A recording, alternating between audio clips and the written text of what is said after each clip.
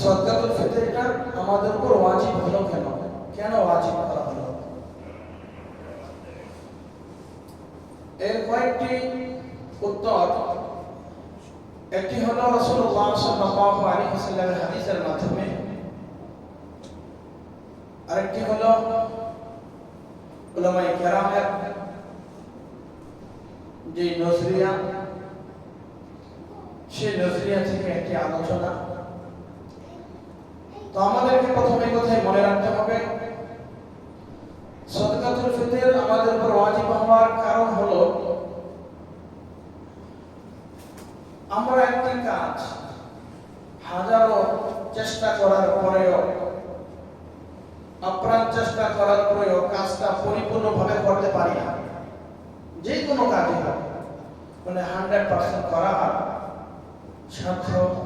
সামর্থ্য হয় না। এই রোজা রাখতে গিয়ে এমন কিছু অনর্থক কথাবার্তা হয়েছে, এমন কিছু কাজকর্ম আমার দ্বারা সংঘটিত হয়েছে যেগুলো দ্বারা রোজার মধ্যে ত্রুটিপূর্ণ দেখা দিয়েছে। আমাদের নজর এমন কোন জায়গায় গিয়ে পড়েছে, এমন নাজায়েজ জায়গার মধ্যে পড়েছে, যার কারণে আমাদের রোজার মধ্যে ত্রুটি বিচ্যুতি স্বাভাবিকভাবে হয়েছে। এই ত্রুটি বিচ্যুতি ক্ষমার জন্যই এই সদকাতুল ফিতর। রাসূলুল্লাহ সাল্লাল্লাহু আলাইহি ওয়াসাল্লাম হাদিস বর্ণনা করেছেন এভাবে, আস-সাওমু জুন্নাতুন মিনান নার। রোজা হলো জাহান্নাম থেকে মুক্তির একটা ঢাল। সুবহানাল্লাহ। অন্য হাদিসের মধ্যে রাসূল সাল্লাল্লাহু আলাইহি ওয়াসাল্লাম বলেছেন, আস-সাওমু জুন্নাতুন মিনান নার মা লাম ইয়াখলিকহা। রোজা হলো জাহান্নাম থেকে মুক্তিপণের একটা ঢাল স্বরূপ। মা লাম ইয়াখলিকহা, তোমরা এই ঢালকে ভেঙে ফেলো না। তিলা ওয়া বিমা ইয়াখলিকুহা। সাহাবায়ে কেরামের মধ্যে কেউ কেউ প্রশ্ন করলেন, ইয়া রাসূলুল্লাহ, আমরা কিভাবে এই জাহান্নামের মুক্তিপণের ঢালকে আমরা ভেঙে ফেলবো? নবীজি বলেন, বিকিযবিন আও গীবাতিন, অথবা বিকাযিবাতিন আও গীবাতিন, মিথ্যা অসার বাক্য, অশ্লীল কথাবার্তা, কাজকর্ম দ্বারা এবং গীবতের দ্বারা তোমাদের রোজা ত্রুটিপূর্ণ হয়েছে, তোমাদের ঢালকে ছিদ্র করে দিয়েছে, ভেঙে ফেলেছে। তাহলে হাদিসের মাধ্যমে এই কথাই আমাদের বুঝে আসলো যে এই রমজানের রোজা রাখার পরেও নিজের দৃষ্টির পরিপূর্ণ হেফাজত করতে পারি নাই, নিজের জবানের পরিপূর্ণ হেফাজত করতে পারি নাই, নিজের কাজকর্মর শতভাগ নিশ্চিতভাবে সুন্দরভাবে করতে পারি নাই, যার কারণে এই রমজানের রোজাগুলোর মধ্যে ত্রুটি বিচ্যুতি হওয়ার কারণেই হচ্ছে সদকাতুল ফিতর। স্পষ্ট কথা বুঝে আসছে। এরপরে আসুন দ্বিতীয় পয়েন্টের হাদিসের আলোচনা হলো, রাসূলুল্লাহ সাল্লাল্লাহু আলাইহি ওয়াসাল্লাম বলেছেন, ফারদা রাসূলুল্লাহ সাল্লাল্লাহু আলাইহি ওয়াসাল্লাম যাকাতুল ফিতর। রাসূলুল্লাহ সাল্লাল্লাহু আলাইহি ওয়াসাল্লাম আমাদের উপর সদকাতুল ফিতর ওয়াজিব করে দিয়েছেন। তুহরাতাল লিসিয়াম মিনাল লাগwi ওয়ার রাফাসি। রোজাকে ত্রুটি বিচ্যুতি এবং অনর্থক কথাবার্তা কাজকর্ম থেকে রোজাকে পূর্ণতা করার জন্যই হলো এই সদকাতুল ফিতর। ওয়া তু'মাতাল লিল মাসাকিন, এবং এই সদকাতুল ফিতরের মাধ্যমে গরীব, অসহায়, এতিম, মিসকিন যারা রয়েছে তাদের একটি খাদ্যের ব্যবস্থা আল্লাহ এই সদকাতুল ফিতরের মধ্যে রেখেছেন। সুবহানাল্লাহ। ওয়া তু'মাতাল লিল মাসাকিন, মিসকিনদের খাদ্যের একটা উৎস, একটা আয় আল্লাহ এর মাধ্যমে দিয়েছেন। তাহলে এতক্ষণ পর্যন্ত আমরা যে আলোচনা বুঝতে পারলাম সেটা হলো সদকায়ে ফিতর আল্লাহ কেন আমাদের উপর ওয়াজিব করেছেন, এই পর্যন্ত বুঝে আসছে। এবার আসুন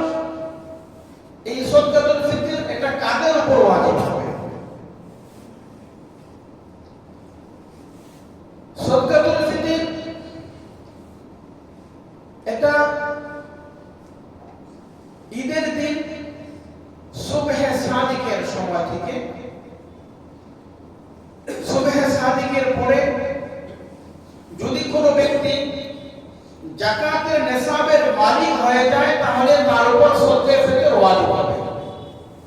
অর্থাৎ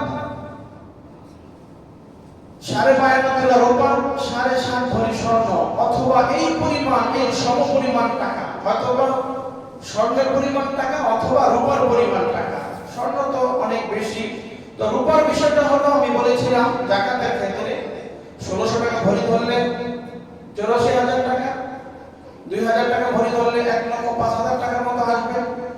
কারো কাছে যদি সুবহে ঈদের দিন, সুবহে সাদিকের পর থেকে, সুবহে সাদিকের সময় থেকে যদি এই 1,05,000 বা 1 লক্ষ টাকা যদি কারো কাছে থাকে, তাহলে ওই ব্যক্তির উপর সদকায়ে ফিতর ওয়াজিব হবে। যদি সুবহে সাদিকের সময় কোন বাচ্চা পৃথিবীতে ভূমিষ্ঠ হয়, জন্মগ্রহণ করে সুবহে সাদিকের পরে, তাহলে তার উপরেও সদকায়ে ফিতর ওয়াজিব হবে। এমনই ভাবে গরিব যদি নিসাবের মালিক হয়ে যায়, তাহলে তার উপর সদকায়ে ফিতর ওয়াজিব হবে। যাকাতের ক্ষেত্রে পূর্ণ একটি বছর ঘুরে আসলে এরপরে যাকাত ওয়াজিব হয়, ফরজ হয় যাকাতের ক্ষেত্রে। কুরবানির ক্ষেত্রে 9 জিলহজ সুবহে সাদিক থেকে নিয়ে 9, 10, 11, 12, 13 জিলহজ আসর পর্যন্ত যদি কারো কাছে এই যাকাতের নিসাব পরিমাণ যদি অর্থ সম্পদ থাকে, তাহলে ওই ব্যক্তির উপর কুরবানি ওয়াজিব। যাকাতের ক্ষেত্রে পূর্ণ 1 বছর অতিবাহিত হওয়া, কুরবানির ক্ষেত্রে 9 জিলহজ থেকে 13 জিলহজ আসর পর্যন্ত। আর সদকাতুল ফিতর, এই সদকাতুল ফিতরের ওয়াজিব হবে সুবহে সাদিক থেকে নিয়ে, যদি কেউ কি হয় মালিক নিসাবের মালিক হয়, তাহলে তার উপর সদকায়ে ফিতর ওয়াজিব হবে।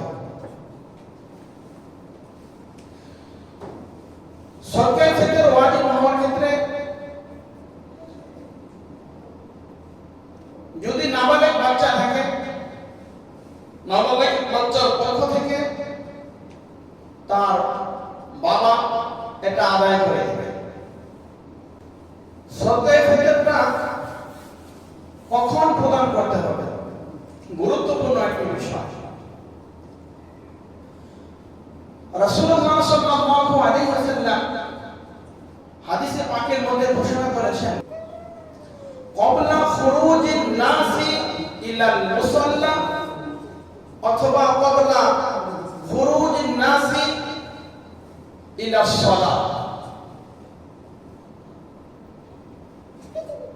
আল্লাহর পয়গম্বর সাল্লাল্লাহু আলাইহি ওয়াসাল্লাম এই কথাই আমাদেরকে বলেছেন, আমারু বিহা আন তুআদ্দা ক্বাবলা খুরুজিন নাসি ইলাল মুসাল্লা।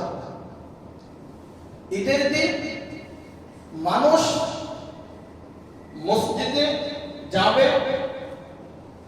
ঈদগাহে যাবে, এর পূর্বেই, এর আগেই তারা তাদের সদকাতুল ফিতর তারা আদায় করে এরপরে ঈদগাহে যাবে। হাদিসের ভাষ্য হলো শেষে, যাকাতুল ফিতর ক্বাবলা সালাতি ফি যাকাতি মাকবুলি, যদি কোনো ব্যক্তি ঈদের নামাজের পূর্বে সদকায়ে ফিতর আদায় করে, তাহলে এটা মকবুলিয়ত হবে, কবুল হবে, তাহলে তার ওয়াজিব আদায় হবে।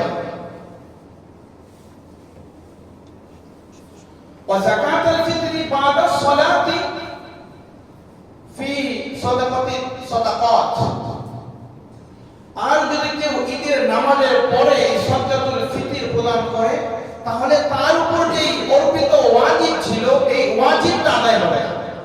সাধারণ যে সদকা আমরা দান সদকা করি, যে ওই দান সদকা হিসাবে তার এই সদকা বিবেচিত হবে। তাহলে যদি ঈদগাহে যাওয়ার পূর্বে আমরা সদকাতুল ফিতর আদায় করি, তাহলে আমাদের এই সদকাতুল ফিতরটা ওয়াজিব হিসাবে আদায় হবে, যেটা আমাদের উপর অর্পিত ছিল, দায়িত্ব এবং কর্তব্য ছিল। যদি ঈদের নামাজের পরে বাদা সালাহ, যদি ঈদের নামাজের পরে আমরা যদি এটা দেই, তাহলে ওয়াজিব আদায় হবে না,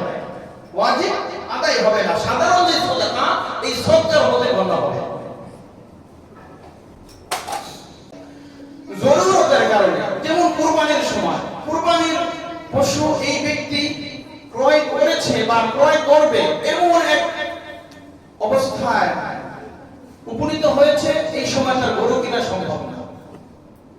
গরু কিনা সম্ভব না। হ্যাঁ, তার জন্য পরবর্তীতে যদি 13 দিন 9 থেকে 10 থেকে যদি তার ওই জীবন পর্যন্ত আসল পরিমাণ কুরবানি করতে পারে ভালো। যদি কুরবানি না করতে পারে তাহলে ওই পরিমাণ টাকা একটা ছাগল, বকরি, ভেড়া, দুম্বা এই পরিমাণ টাকা সদকা করে দেবে। এটা ওজনের মাসলা। তো সেই ক্ষেত্রে যদি একান্ত কেউ অপারগতা হয়ে যায়, শরীয়ত গতভাবে যদি ঈদের আগে টাকা দিতেই না পারে, তাহলে তার জন্য একটা অপশন আছে, সে হয়তোবা নামাজের পরে দিলে হবে।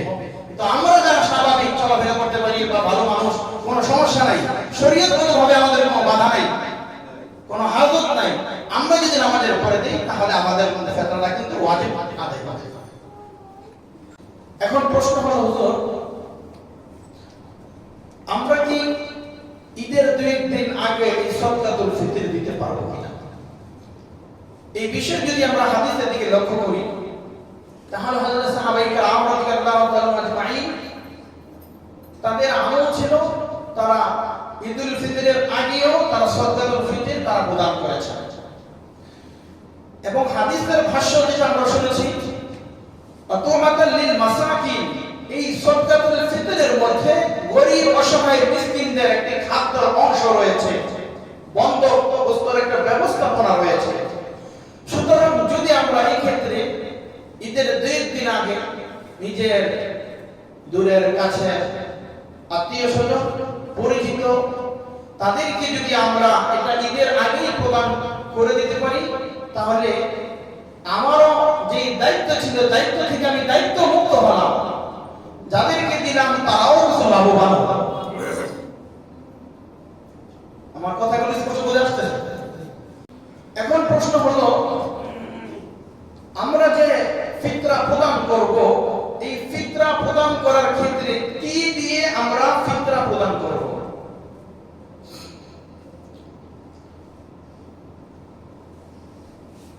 এই ব্যাপারে মুহাদ্দিস উলামায়ে কেরামের কয়েকটি অভিমত রয়েছে। বিষয়টা অনেক গুরুত্বপূর্ণ। এটা নিয়ে বর্তমান পুরো দেশের মধ্যে একটা বিভ্রান্তিকর একটা আলোচনা চলতেছে, সেজন্য কথাটা মনোযোগ সহকারে শুনেন। প্রথমত হলো আল্লাহ রাসূল সাল্লাল্লাহু আলাইহি ওয়াসাল্লাম বলেছেন, তোমরা সদকাতুল ফিতর আদায় করবে। ফরদ রাসূলুল্লাহ সাল্লাল্লাহু আলাইহি ওয়াসাল্লাম ফি যাকাতিল ফিতর, তোমরা সদকাতুল ফিতর আদায় করবে সাআন মিন তামারি আও সাআন মিন শাঈর। এই হাদিসের ব্যাখ্যা একটা। দ্বিতীয় নম্বর হাদিসের মধ্যে আসছে, তোমরা গম, আটা, কিশমিশ, খেজুর এবং পনির এইগুলোর মাধ্যমে তোমরা যাকাত প্রদান করবে। প্রথমত যদি আমরা আটা, গম, জব যাই বলেন এগুলো যদি দিই একটা সূরত, কিশমিশ দিলে এক সূরত, খেজুর দিলে আরেক সূরত, পনির এটা দিলে আরেক সূরত। গম, আটা যদি আমরা দিই তাহলে সেক্ষেত্রে 1 কেজি 636 গ্রাম, 1 কেজি 636 গ্রাম গম, আটা এটা আমরা দিতে পারি। যদি আমরা কেউ খেজুর দিতে চাই তাহলে সেক্ষেত্রে 3 কেজি 272 গ্রাম যে খেজুর, এই খেজুরের মূল্য। কিশমিশের ক্ষেত্রে একই 3 কেজি 272 গ্রাম এই পরিমাণ অথবা এর মূল্য প্রদান করতে হবে। পনির একই হিসাবে। তাহলে গম, আটা, কিশমিশ, খেজুর, পনির এর মাধ্যমে আমরা এগুলো প্রদান করব। যদি আমরা খেজুর সাধ্য অনুযায়ী যদি ভালোটা ধরি তাহলে দাম একটু বেশি আসবে। আমরা সবসময় শুধু খালি ইসলাম ফাউন্ডেশনের দিকে তাকিয়ে থাকি, আমাদের একটা ভাতা মানে আমাদের ফিতরা নির্ধারণ করে দিবে, এরপরে ওই অনুযায়ী আমরা ফিতরা প্রদান করব। ইসলামী ফাউন্ডেশনের দিকে আপনার তাকিয়ে থাকার দরকার নেই। এবছর থেকে নিজেরা যদি একটু খেয়াল করেন তাহলে আপনাদের জন্য সহজ হয়ে গেছে। 1 কেজি গম বা আটা, 2 কেজির মতো 2 কেজি ধরে, এটার মূল্য কি পরিমাণ আসে নির্ধারণ করেন। খেজুর যদি দেন, খেজুরটা সর্বনিম্ন 350-400 টাকা, সেক্ষেত্রে 3 কেজি 272 গ্রামের দাম কত আসে? কিশমিশ ভালো আছে, কম দামি আছে, বেশি দামি আছে, 3 কেজি 272 গ্রামের মূল্য কত আসে? তাহলে আপনি সবচেয়ে ভেতরে আপনি পেয়ে যাচ্ছেন। প্রতি বছর আকাশের দিকে তাকিয়ে থাকা, একটা আওয়াজ আসবে, একটা নির্ধারণ আসবে, একটা অ্যামাউন্ট আসবে, তারপরে আমরা দিব। মানে তাদের দিকে আমাদের তাকিয়ে থাকার প্রয়োজন নাই। প্রত্যেক বছর চাইলে আপনারা নিজেরাই ভাবেন, চাইলে সবচেয়ে ভেতরে সমাজ হিসাব নিজেরাই বের করতে পারবেন। এখন প্রশ্ন হলো, সদকায়ে ফিতর যে এখানে যে বিষয়গুলো উল্লেখ করা হয়েছে, মিন তামারিন আও শাইরিন, গম, জব, আটা, খেজুর, কিশমিশের কথা, মানে এগুলোই কি আমরা প্রদান করব, না আমরা টাকা দিয়ে সদকায়ে ফিতর আমরা আদায় করব? গুরুত্বপূর্ণ কথা। এই বিষয়ের মধ্যে মুসান্নাফ ইবনে আবি শাইবা 10,371 নম্বর হাদিসের বর্ণনা। আবু ইসহাক তিনি হাদিস বর্ণনা করেছেন এভাবে। তার আগে আরেকটু বুঝেন, আমরা যারা সদকাতুল ফিতর টাকা দিয়ে আদায় করি, আমাদেরকে বলে হানাফিরা এটা বানাইছে, হানাফি ফিক এটা বানাইছে। আর হানাফি ফিক এটা কি কোনো দলিল? হানাফি ফিকের দলিল তো কোরআন এবং হাদিসের দলিল। কোরআন হাদিসের দলিল তো হানাফি ফিক।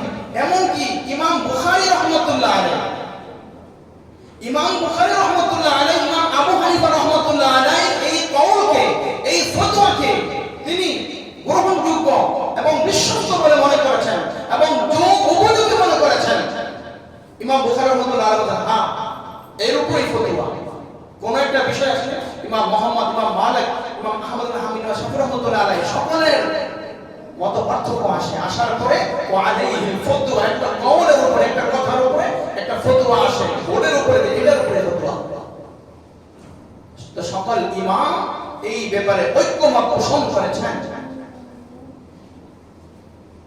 যে যদি গম, জব, আটা, কিশমিশ এগুলো ছাড়া যদি কেউ অর্থ প্রদান করে, টাকা পয়সা, রূপার টাকার মাধ্যমে যদি কেউ কি করে, কাগজের টাকা হোক, যে টাকায় হোক, এই টাকা পয়সার মাধ্যমে যদি ফিতরা প্রদান করে, আদায় হয়ে যাবে। হযরত সাহাবায়ে কেরাম এই আমলটা আল্লাহ রাসূল থেকে করেছেন। তো সাহাবায়ে কেরাম বেশি ভালো বুঝেছে না আমরা বেশি ভালো বুঝি? যারা চুপ করে আছে তারা মনে হয় আমরা ভালো বুঝি। হযরত সাহাবায়ে কেরাম সবচেয়ে বেশি ভালো বুঝেছেন এই হাদিস, যারা রাসূলুল্লাহর সাথে ছিলেন এবং আমল করেছেন। সাহাবায়ে কেরামের আমল কি ছিল? মুসান্নাফ ইবনে আবি শাইবা 10,371 নম্বর হাদিসের মধ্যে আসছে, আল্লাহ রাসূল সাল্লাল্লাহু আলাইহি ওয়াসাল্লাম বলেছেন, আবু ইসহাক তিনি বর্ণনা করতেছেন হাদিসটি, আদরাতুহুম, আমি অনেক লোকদেরকে এভাবে পেয়েছি, হুম ইউতুনা ফি সাদাকাতি রমাদান আদ-দারাহিমা বিকিমাতিদ দুআম, বলতেছেন হুম ইউতুনা, তারা সকলে ফি সাদাকাতি রমাদান, রমজান মাসের সাদাকাতুল ফিতর আদায় করেছেন, আদ-দারাহিমা বিকিমাতিদ দুআম, খাদ্য ছাড়াও টাকা পয়সার মাধ্যমে তারা সাদাকাতুল ফিতর আদায় করেছেন। সুবহানাল্লাহ। তাহলে এখন পুরা উম্মতের মধ্যে একটা বিভ্রান্তিকর একটা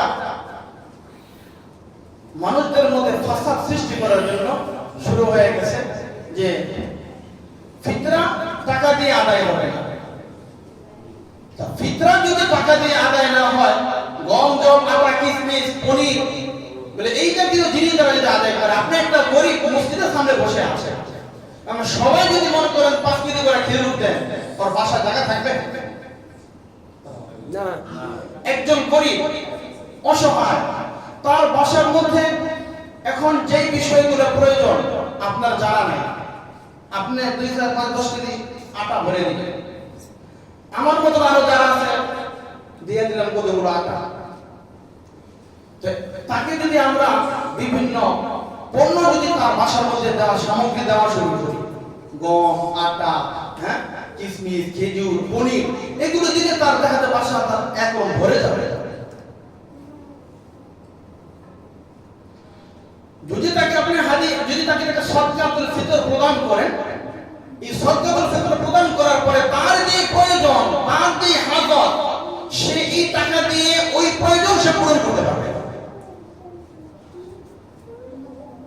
শীতের সময় মানুষের দরকার হলো কম্বল, আপনি ওই সময় কি করলেন যে টাকা দেবো, আরে টাকা না দিয়ে আমি কিছু কিনে দিই, আপনি কি করলেন একবারে সুতি সুন্দর একবারে পিওর, হ্যাঁ, 600-700 টাকা দামের একবারে পাতলা ধুতি, যেই আমরা 1600 টাকা করে যে একটা পাঞ্জাবি কাপড় কিনি, পুরো একটা শাড়ি কিনি, 3টা পাঞ্জাবি বানাইটা, ওই একটা কাপড় নিয়ে গরিবদের দিয়ে দিলেন, না অনেক দামি একটা কাপড় তোমার দিলাম একবারে মিহি, হ্যাঁ, দবদবে সুন্দর সাদা জান্নাতি পোশাক, ওটা খুশি হবে?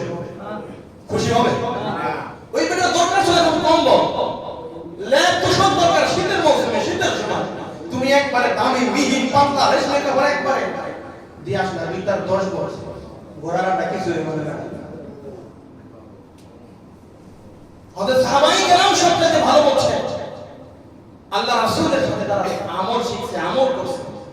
তাহলে মুসান্নাফ ইবনে আবি শাইবা হাদিসের বর্ণনা হলো যে খাদ্য অর্থাৎ এই পণ্য ছাড়াও টাকা পয়সা দিয়েও সদকাতুল ফিতর এটা আদায় করা যায়। আচ্ছা, এবার আসেন আমরা যে সদকাতুল ফিতর মানুষকে প্রদান করব,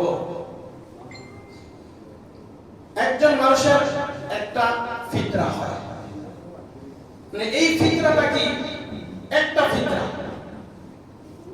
ধরেন আপনি খেজুরের মূল্যই ধরলেন 400 টাকা, এই 400 টাকার যে ফিতরাটা, এই ফিতরাটা কি আপনি একজন ব্যক্তিকে দিতে পারবেন, অথবা এই 400 টাকা একাধিক ব্যক্তিদেরকে আপনি দিতে পারবেন কিনা? এই ক্ষেত্রে সূক্ষ্ম মাসআলা হলো সদকাতুল ফিতরটা এটা এক ব্যক্তিকেও দেওয়া যাবে, আপনার একটা ফিতরা, আবার পরিবারের 51ভুক্ত পরিবারের একাধিক ফিতরাও এক ব্যক্তিকে প্রদান করা যাবে। এখন আপনার আসছে 400 টাকা, বা যদি আপনি গম জব আটা ধরেন সেক্ষেত্রে 120 টাকা বা 150 টাকা আপনি ধরলেন, 150 টাকা যদি আপনি 10 জনে ভাগ করে দেন, পকেট থেকে ভাগ করে দিয়ে দিলেন, এই বেটা এটা কি করবে? আপনার কাছে পরিচিত জানাশোনা নামাজি কালামে এবং এইটা দিয়ে সে আসলে, হ্যাঁ, বলে উপযুক্ত পাত্রে সে ব্যবহার করবে এমন ব্যক্তিকে খুঁজে যদি পারেন, তাহলে আপনার এই ফিতরাটা ওই ব্যক্তিকে আপনি প্রদান করেন। সাথে সাথে যদি আপনার ওই সাধ্য সামর্থ্য থাকে, পরিবারের যারা রয়েছে তাদের ওই ফিতরাটাও যদি আপনি চান যে 4-5টা ফিতরা একত্রিত করে যদি আমার এই অভাব গ্রস্ত ভাইটাকে দেই, বিধবা বউটাকে দেই, অথবা এই ঘরের মধ্যে একটা ছেলে আছে, তার 5টা মেয়ে আছে, নিরুপায় মানুষ, যদি তাকে আমরা 4-5টা ফিতরা যোগ করে যদি 2-4 হাজার টাকা যদি তাকে দিতে পারি, হয়তোবা ঈদের মধ্যে সুন্দরভাবে, হ্যাঁ, আমাদের মধ্যে একটু আনন্দে এই উৎসব পালন করতে পারবে। ব্যক্তির ফিতরা এক এক ব্যক্তিকে আর একক ব্যক্তি ফিতরাটাও এক ব্যক্তিকে আপনি দিতে পারবেন। সবচেয়ে উত্তম হলো যে একজন ব্যক্তিকে এভাবে ফিতরাটা প্রদান করা, যাতে সে এটা দ্বারা কিছু একটু করতে পারে, একটু কেনাকাটা করতে পারে, একটু চাল কিনলো, ডাল কিনলো, বা একটু মুরগির গোশত কিনলো, একটু মাছ কিনলো, যাই হোক ইত্যাদি ইত্যাদি তার প্রয়োজন সে পূরণ করলো। আবার একজনকে এমন পরিমাণ ফিতরা দেওয়া যাবে না যে পরিমাণ ফিতরা দিলে সে যাকাতের নিসাবের মালিক হয়ে যাবে। 84,000 টাকা বা 5,000 টাকা, আর যদি দিয়ে দেন তাহলে দ্বিতীয় আর কেউ দিতে পারবে না। তাহলে এই সদকাতুল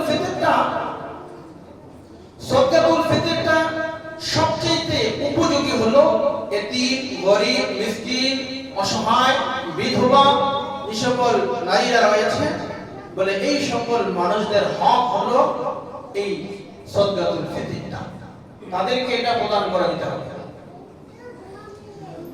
এটা প্রদান করবেন কে, কার ফিতরা প্রদান করতে পারবে? সবচেয়ে উত্তম ফুকাহায়ে কেরাম লিখেছেন, সবচেয়ে উত্তম হলো যার যার ফিতরা সে নিজে দিলেই সবচেয়ে উত্তম। যদি একান্নভুক্ত পরিবার হয়, যুক্ত ফ্যামিলি হয়, তাহলে সেক্ষেত্রে পরিবারের যে অভিভাবক যিনি রয়েছেন তিনি যদি এই ফিতরাটা সবার পক্ষ থেকে আদায় করে দেন, তাহলেও সবার পক্ষ থেকে আদায় হয়ে যাবে। স্বামী স্ত্রী দুজন আলাদা আলাদা ভাবে তারা নিসাবের মালিক হয়েছে, তাহলে সেক্ষেত্রে দুজনকে আলাদা আলাদা ভাবেই এই ফিতরা প্রদান করতে হবে।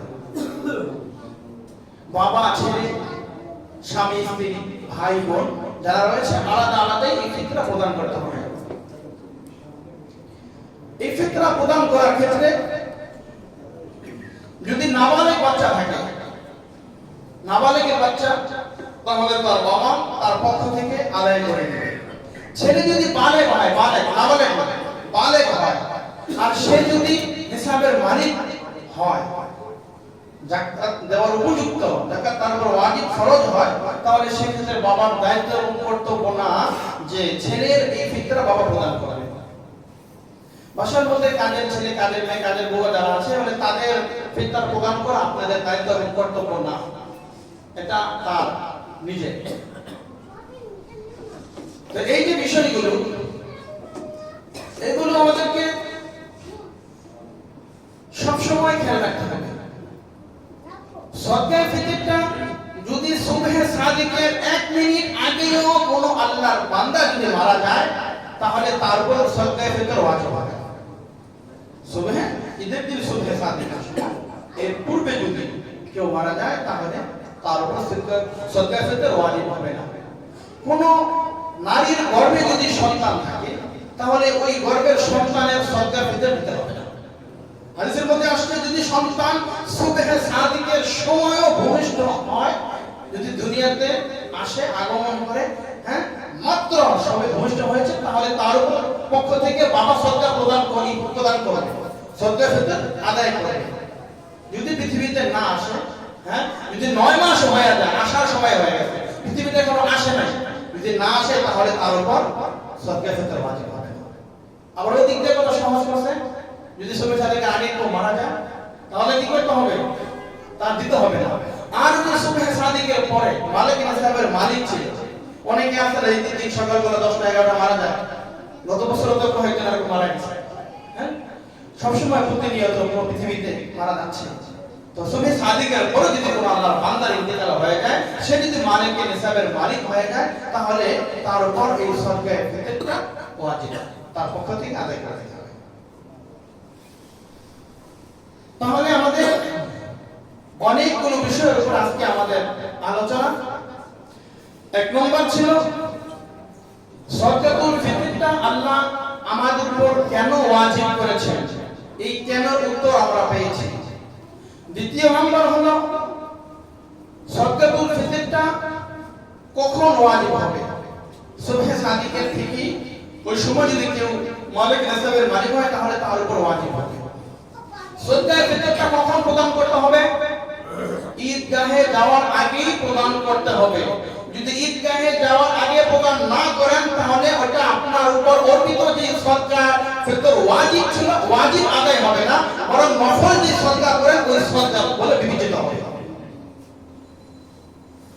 ফাহিয়া সাদাকাতুন মাকবুলাতিন ক্বাবলা সালাহ, আমাদের বলি। আর বাদা সালাতি যদি ঈদের নামাজের পরে এসে যায় তাহলে কিন্তু ওটা যে ওয়াজিব ছিল ওয়াজিব আদায় হবে। হ্যাঁ, এখানে ফুকাহায়ে কেরাম একটা মাসআলা রেখেছেন জরুরতের কারণে। যেমন কুরবানির সময় কুরবানির পশু এই ব্যক্তি ক্রয় করেছে বা ক্রয় করবে এমন এক অবস্থায় উপনীত হয়েছে, এই সময় তার গরু কিনা সম্ভব না, গরু কিনা সম্ভব না। হ্যাঁ, তার জন্য পরবর্তীতে যদি 13 দিন 9 থেকে 10 থেকে যদি তার ওই জীবন পর্যন্ত আসল পর্যন্ত কুরবানি করতে পারে ভালো।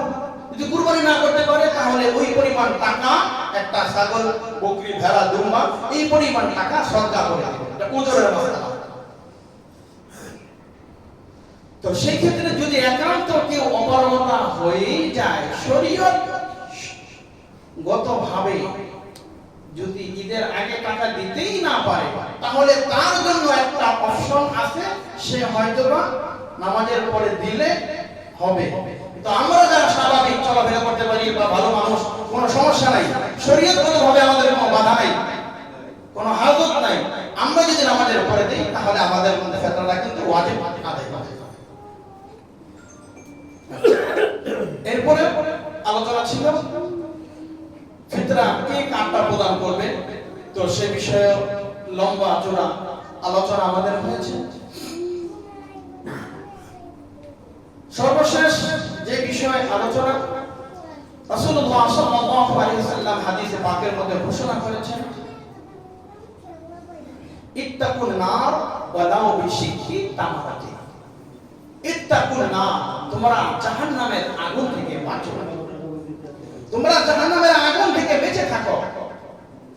ওয়ালাউ বিশিক্কি তামরাতিন, ওয়ালাউ যদিও বিশিক্কি তামরাতিন, একটা খেজুরের বিনিময় হয়, একটা খেজুরের বিনিময় যদি হয়, তোমরা জাহান্নাম থেকে তোমরা মুক্তিপণ নাও, জাহান্নাম থেকে তোমরা মুক্ত হও। তাহলে ওয়াইকুম মিনান নার, জাহান্নাম আমরা রমাদানের একবারে শেষ লগ্নে এসে উপনীত হয়েছে, যেই সময় আল্লাহ অগণিত অসংখ্য জাহান্নামীদেরকে আল্লাহ এই রমজানের শেষ দশকে আল্লাহ জাহান্নাম থেকে মুক্তি দিবেন, যাদেরকে আল্লাহ নাজাত দিয়ে দিবেন, চিরতরে মুক্ত করে তাকে পবিত্র করে খোদার তৈরি জান্নাত আল্লাহ তাদেরকে দিয়ে দেবেন। সুবহানাল্লাহ। এই মাসে শেষ দশকে আল্লাহ রাসূলের ঘোষণা হলো এটা। বুখারী শরীফের লম্বা চওড়া হাদিসে আলোচনা করি। এই হাদিসের সর্বশেষ যেই পয়েন্ট, ওই পয়েন্টের মধ্যে আসছে যে যেদিন আল্লাহর আরশের ছায়া ছাড়া কোনো ছায়া থাকবে না, ওই দিন 7 শ্রেণীর লোক আল্লাহর আরশের নিচে স্থান পাবে। তার মধ্যে সপ্তম ব্যক্তি হলো ওই ব্যক্তি যেই ব্যক্তি সে ডান হাতে এমন ভাবে দান করে বাম হাতেও সেটা টের পায় না। সুবহানাল্লাহ। আচ্ছা, এইগুলো এক সূরা। দ্বিতীয় সূরা হলো যে পুরো পৃথিবীর মধ্যে সবচেয়ে শক্তিশালী হলো বাতাস। বাতাসকে নিয়ন্ত্রণ করতে পারে, বাতাসকে কন্ট্রোল করতে পারে এমন কি আছে? পরে বলতেছে যে মাটি যখন দেওয়াল দেওয়া হয় বাতাসে আর কোনো কি থাকে না, বলে মাটিকে গ্রাস করতে পারে এমন কি আছে? বলে আছে আগুন। বলে আগুন কি গ্রাস করতে পারে, আগুনকে শেষ করে দিতে পারে এমন কি আছে? বলে পানি। কি আছে? পানি। সর্বপ্রথম হচ্ছে বাতাস। বলে পৃথিবীর সবচেয়ে শক্তিশালী বলে মজবুতি হলো বাতাস। বাতাসের সাথে কেউ পারে না। তো বাতাসকে দমন করতে পারে হলো মাটি, প্রাচীর, দেওয়া। আর এই মাটিকে দমন করতে পারে, গ্রাস করতে পারে আগুন। আগুনকে গ্রাস করতে পারে হলো পানি। বলে পানিকে গ্রাস করতে পারে, পানিকে লীন করতে পারে এমন কি আছে? বললে বান্দার সাদকা এটাকেও দমন করতে পারে। তাহলে এই সাদাকাতুল ফিতর, সাদাকা এটা অনেক বড়। হাদিসের মধ্যে আসছে আস-সাদাকাতু তারাক্তুল বালা, সাদাকা মানুষের বিপদ আপদ বালা মুসিবত সব কিছু থেকে, এমনকি অপমৃত্যু থেকে এই সাদাকা বান্দাকে হেফাজত করে। সুবহানাল্লাহ। আর সাদাকাতু তারাক্তুল বালা, সাদাকার মাধ্যমে আল্লাহ সমস্ত বিপদ আপদ বালা মুসিবতকে আল্লাহ দূরীভূত করে দেয়, একেবারে কাছাকাছি বলে সেটাও আল্লাহ। দ্বিতীয় নম্বর আরেক হাদিসের বর্ণনা হলো যে দান সাদকা হলো আল্লাহর রাগ, আল্লাহর গোসাকে ঠান্ডা করে দেয়। সুবহানাল্লাহ। দুনিয়ার মানুষ একজন অনেক রাগারাগি হয়, অনেক মনোমালিন্য হয়। আপনি তার বাসায় 2 কেজি মন করে গরুর গোশত খাসি এরপর ফল ফলাদি নিয়ে যান, আসসালামু আলাইকুম ভাইজান আসছি আপনার বাসায়। যতই আপনার মধ্যে রাগ থাকুক, যখন হাদিয়াটা অথবা মেহমান হিসেবে যাবে, তখন কিন্তু ওই রাগ, ওই গোসা, ওই ক্ষোভ, ওই ক্রোধ আর আপনার ভিতরে থাকে না।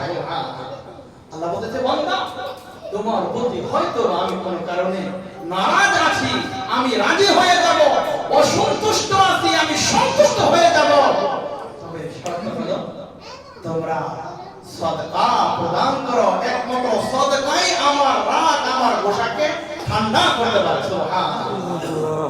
ইতিপূর্বে যা শুনেছেন, বাতাস, মাটি, আগুন, পানি সব কিছুর চাইতে শক্তিশালী মুমিনের হাতিয়ার হলো এই সাদকাতুল ফিতর।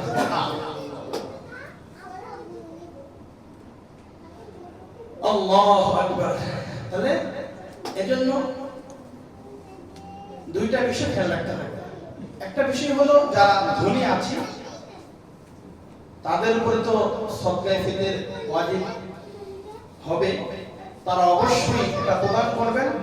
হাদিসে নবীজি বলেন ওয়াতুমাতাল লিল মাসাকিন, গরীবদের অসহায়দের খাদ্য বস্ত্র এবং তাদের বন্দোবস্তের একটা ব্যবস্থা তোমাদের এই অংশের মধ্যে রয়েছে। যদি এই অংশটা আপনি না দেন, আপনার মূল টাকার সাথে এই অংশটা মিশে যাবে। এক মণ দুধের মধ্যে যদি 5 কেজি পানি, এক মণ দুধের মধ্যে 5 কেজি যদি পেশাব মিশিয়ে দেয়, তাহলে ওইটা আপনার দুধ থাকবে, মানে বেশি বসে আর কম ধরে। ওই দুধ কেউ খাবে না, আর ওটা আপনার জন্য হালালও হবে না। আপনার যে অর্থ সম্পদ রয়েছে এর মধ্যে যে যাকাতের যে বিধান, যাকাতের লম্বা আলোচনা 1 ঘন্টা 20 মিনিট আলোচনা, ওইদিকে যাওয়ার সুযোগ নেই আজকে। তো বলতে এই যে যাকাতের গরিবের হক, এটা আপনার মালের মিশে যাচ্ছে। সাদকাতুল ফিতর এটা গরিবের হক, এটা আপনার সম্পদের সাথে মিশে যাচ্ছে না। 1 মণ দুধের সাথে 5 কেজি পেশাব মিশে যাচ্ছে না। তাহলে আপনি যদি সুস্থ মস্তিষ্কের বিবেকবান ব্যক্তি হন, তাহলে জেনে শুনে 1 মণ দুধের সাথে 5 কেজি পেশাব মিশিয়ে আপনি খাবেন না।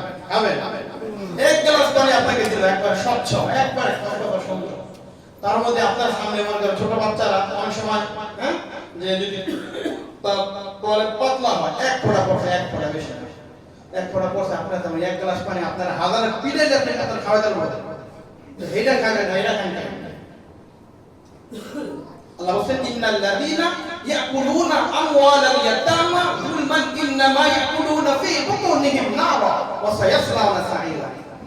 ইন্নাল্লাযীনা, নিশ্চয় যারা ইয়াকুলুনা খায়, ভক্ষণ করে, আমওয়ালাল ইয়াতামা, মালুল এর জমা, আমওয়াল এতিমদের মাল যারা ভক্ষণ করে, যুলমান জুলুম অত্যাচার করে, জুলুম না, আমার যে গরিবদের হক ছিল, হক না দিয়ে আমি আমার নিজেরটা, এটা নিজের অর্থ সম্পদের সাথে মিলাইতেছি, গরিবদের হক আমি এটা নষ্ট করতেছি না।